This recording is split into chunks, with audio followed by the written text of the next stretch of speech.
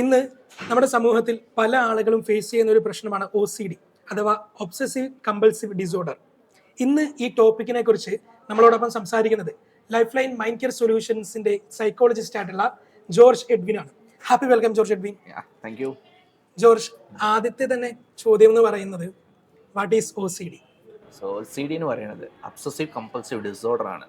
ഇതൊരു psychological disorder. അബ്സസീവ് എന്ന് പറയുമ്പോൾ ഒരു repeated unwanted thoughts that leads to excessive behaviour. Repeated ആയിട്ടുള്ള അൺവാണ്ടഡ് ബിഹേവിയർ അവർക്ക് വന്നുകൊണ്ടേയിരിക്കണം. ഇതാണ് മെയിനായിട്ടുള്ളത് OCD.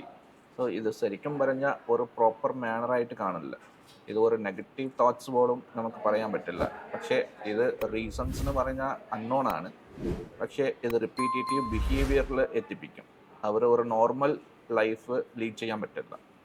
അതായത് നമ്മളൊരു ആക്ടിവിറ്റി ചെയ്യുകയാണെങ്കിൽ വീണ്ടും വീണ്ടും റിപ്പീറ്റ് ആയിട്ട് ആക്ടിവിറ്റി നമ്മൾ കണ്ടിന്യൂ ചെയ്തുകൊണ്ടിരിക്കും. അങ്ങനെയാണോ? അതെ, അങ്ങനത്തെ.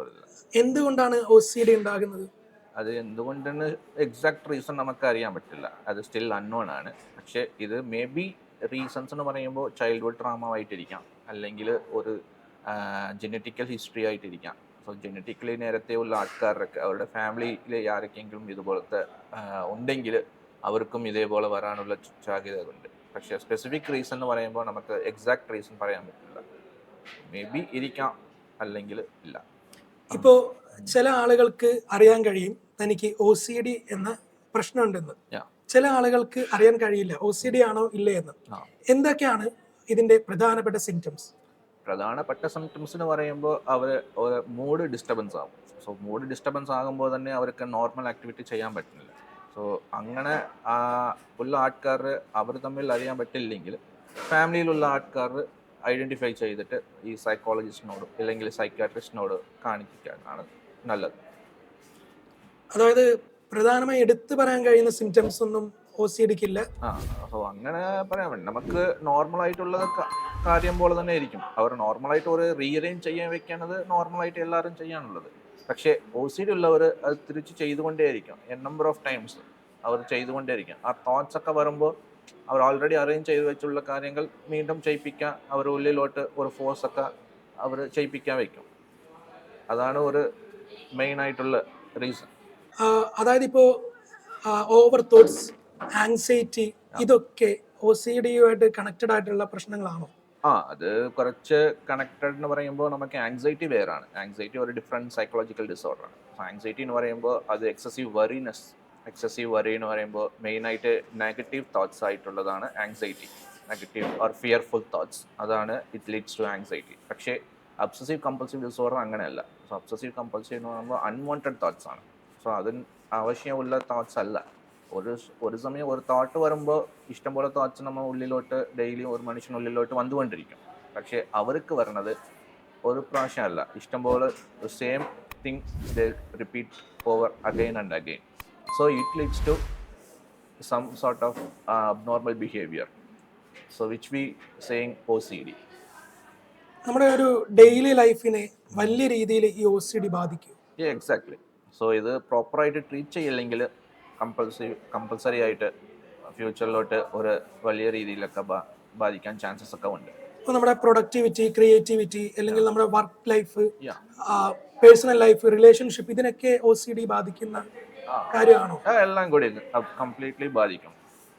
അതൊക്കെ നമുക്ക് പെട്ടെന്ന് നമുക്കൊരു ട്രീറ്റ്മെന്റ് ചെയ്യില്ലെങ്കിൽ അത് മാനേജ് ചെയ്യാൻ പറ്റാതെ പോകുന്നുള്ള അവസ്ഥയ്ക്ക് പോകും. ഇപ്പോൾ കേരളം, തമിഴ്നാട്, ഈ രണ്ട് സ്റ്റേറ്റ്സിലും പ്രവർത്തിച്ചിട്ടുള്ള ഒരു സൈക്കോളജിസ്റ്റാണ് താങ്കൾ. അതുകൊണ്ട് തന്നെ താങ്കളുടെ എക്സ്പീരിയൻസ്, താങ്കളുടെ അനുഭവങ്ങൾ ഒരുപാടുണ്ടാകും. ഇത്തരത്തിൽ OCDയുമായി ബന്ധപ്പെട്ട ഏതെങ്കിലും ക്ലയന്റുകൾ താങ്കളെ സമീപിക്കുകയോ പിന്നീട് അതിന്റെ എന്തെങ്കിലും ആഫ്റ്റർ എഫക്റ്റ് എന്തെങ്കിലുമൊക്കെ ഷെയർ ചെയ്യാമോ? സൈക്കോളജിക്കലി ലോട്ട് ഓഫ് പേഷ്യൻസ് ഒക്കെ കണ്ടിട്ടുണ്ട്. കുറച്ച് തമിഴിൽ പറയുമ്പോൾ നമുക്ക് തമിഴ്നാട്ടിൽ ഞാൻ ട്രീറ്റ്മെന്റ് ഒക്കെ ചെയ്തു കൊടുക്കുന്ന ആൾക്കാരൊക്കെ പേഷ്യൻ്റ് ഒക്കെ വന്നിട്ടുണ്ട് OCDയിൽ, particularly during covid time. Corona lockdown സമയത്തിൽ പേഷ്യൻസ് ഒക്കെ ഒരുപാടൊക്കെ വന്നിട്ടുണ്ട്. OCD പേഷ്യൻസ് ഒക്കെ വരുമ്പോൾ നമ്മൾ ഒരു കാര്യം അവരുടെ അടുത്ത് ചോദിക്കുമ്പോൾ അവർ വേറെ എന്തെങ്കിലും ഒന്ന് ചെയ്തുകൊണ്ടിരിക്കും. അതാണ് അവർ മേജർ സിംറ്റംസ്. അത് കണ്ടിട്ടാണ് അവർ പാരൻസ് ഒക്കെ കൂട്ടിക്കൊണ്ട് വന്നതാണ്. അങ്ങനത്തെ ഒരു കൗൺസിലിങ്ങിൽ അങ്ങനെ തന്നെ ചെയ്തുകൊണ്ടിരിക്കും. പക്ഷെ ശരിക്കും പറയുമ്പോൾ അവർ ഒരു കൺട്രോളിൽ ഏൽപ്പിക്കണം. കൺട്രോളിൽ ഒരു പ്രോപ്പറായിട്ട് ഒരു ട്രീറ്റ്മെൻറ്റ് കൊടുക്കുന്ന രീതിയിലൊക്കെ അവർ കേൾക്കാനുള്ള രീതിയിലൊക്കെ ഫസ്റ്റ് ലിസണിങ് ഒക്കെ നന്നായിട്ട് ചെയ്യണം, അവരെന്തൊക്കെ ചെയ്യണത് അത് കണ്ടിട്ട് പിന്നെ അത് അനുസരിച്ചിട്ടാണ് നമ്മൾ ഒരു പ്രോപ്പറായിട്ട് ഒരു ഓർഡർ വൈസ് മാനറായിട്ട് അവർ പഠിപ്പിക്കണം. അങ്ങനെ പഠിപ്പിച്ച് തന്നെ അവർ ഒരു ട്രീറ്റ്മെൻറ്റ് നന്നായിട്ട് അവർക്ക് നോർമലാക്കി കൊണ്ടുവരാൻ പറ്റും. പക്ഷേ ഇത് ട്രീറ്റ്മെൻറ്റ് ശരിക്കും പറഞ്ഞാൽ ഒരു ക്രോണിക് ഡിസോർഡർ പോലെയാണ്. സോ ക്രോണിക് ഡിസോർഡർ എന്ന് പറയുമ്പോൾ ഒരു ലോങ് ടൈം ഡിസീസാണ്. So long time psychological disease. So ഇതൊക്കെ ഇഷ്ടംപോലെ മെഡിക്കേഷൻസ് ആവശ്യമുണ്ടെന്ന് പറയുമ്പോൾ മെഡിക്കേഷൻസ് കൗൺസിലിംഗ് ട്രീറ്റ്മെൻറ്റ് മാത്രമല്ല. So even medications from psychiatrist also needed. ഇപ്പോൾ ഈ OCD ഇതിന്റെ സ്റ്റാർട്ടിങ് ടൈം ആണെങ്കിൽ നമുക്ക് എങ്ങനെ സ്വന്തമായിട്ട് ഇത് ഹാൻഡിൽ ചെയ്യാൻ കഴിയും? ഒരു സൈക്യാട്രിസ്റ്റിന്റെ ഹെൽപ്പ് ഇല്ലാതെ സ്വന്തമായിട്ട് ഹാൻഡിൽ ചെയ്യാൻ എന്തൊക്കെയാണ് ചെയ്യേണ്ടത്? സ്വന്തമായിട്ട് ഹാൻഡിൽ ചെയ്യണമെങ്കിൽ അവർ തമ്മിൽ ഒരു കൺട്രോൾ വേണം. പക്ഷേ അത് കാണത്തില്ല. OCDൻ്റെ ഒരു മെയിൻ ഇഷ്യൂ അതാണ്. അവർ അൺകൺട്രോളബിൾ ആയിട്ട് അവർ എക്സസീവ് തോട്ട്സ് ആയിട്ട് പോകുന്നത്, ഒരു അൺവാണ്ടഡ് തോട്ട്സ് ആയിട്ട് പോകുന്നതാണ് ഈ ബിഹേവിയറിലോട്ട് എത്തിപ്പിക്കും. പക്ഷെ അങ്ങനെ ഉള്ള ആൾക്കാർക്ക് സ്വന്തമായിട്ട് ചെയ്യുന്നത് വളരെ കുറവാണ്. പക്ഷെ അങ്ങനെ ചെയ്യാൻ പറ്റാത്ത ഒരവസ്ഥയിലാണ് ഫാമിലി സപ്പോർട്ടൊക്കെ വേണമെന്നുള്ളത് പറയുന്നത്. ഫാമിലിയിലുള്ള ആൾക്കാർ അവർക്ക് സപ്പോർട്ട് ചെയ്യണം.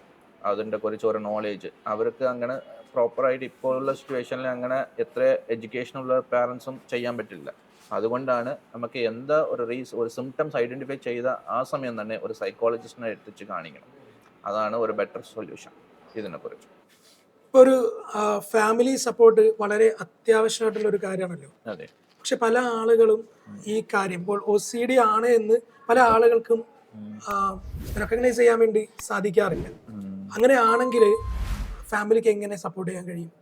അതുകൊണ്ടാണ് ഞാൻ പറഞ്ഞത്. സോ ഇങ്ങനെ ഒരു ആദ്യം നമുക്കൊരു അബ്നോർമൽ ബിഹേവിയർ പോലെ അവർ നോർമലായിട്ടുള്ള ബിഹേവിയർ അവർക്ക് നമുക്കറിയാം. ഇപ്പോൾ പിള്ളേരൊക്കെ ഡെയിലി അവർ കാണുന്നതല്ലേ. സോ ഡെയിലി അവർ എന്തൊക്കെ ചെയ്യും, ഏതൊക്കെ പുതിയതായിട്ട് അവർ ചെയ്യാൻ ട്രൈ ചെയ്തുകൊണ്ടിരിക്കുവാണ് നമ്മൾ ഡെയിലി നോക്കണത്. സോ ഫോണിലെ കുത്തിക്കൊണ്ടിരിക്കുമ്പോൾ അത് കാണാൻ പറ്റില്ല. സോ വൺസ് അവർ പിള്ളേരൊക്കെ എന്താ ചെയ്യണം അത് ഒന്ന് നോക്കണം. ഡെയിലിയും പാരൻസ് അത് അവരുടെ റെസ്പോൺസിബിലിറ്റിയാണ് മെയിൻ ആയിട്ടുള്ളത്. സോ അവർ തന്നെ നോക്കിയിട്ട് അത് സിംസ് അബ്നോർമൽ എന്ന് അറിയുമ്പോൾ തന്നെ ഇമ്മീഡിയറ്റ് ആയിട്ട് ഒരു സൈക്കോളജിസ്റ്റ് കാണാനാണ് ഒരു better option. Mental health awareness സീരീസിൽ ഇന്ന് നമ്മളോടൊപ്പം സംസാരിച്ചത് ലൈഫ് ലൈൻ മൈൻഡ് കെയർ സൊല്യൂഷൻസിന്റെ സൈക്കോളജിസ്റ്റ് ആയിട്ടുള്ള ജോർജ് എഡ്വിൻ ആണ്. Thank you George Edwin. Thank U.